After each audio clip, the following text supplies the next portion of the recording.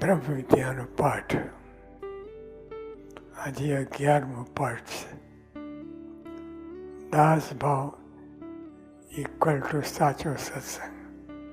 દાસ ભાવ equal to સાચો સત્સંગ.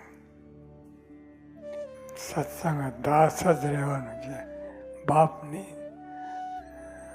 બાપ તો કબાલા તોડી નાખે બીજાનો.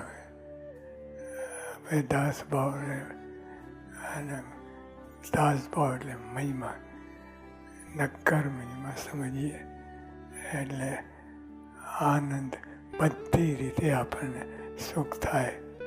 અને ભગવાન સુખ થાય તો ભગવાન રાજી થાય.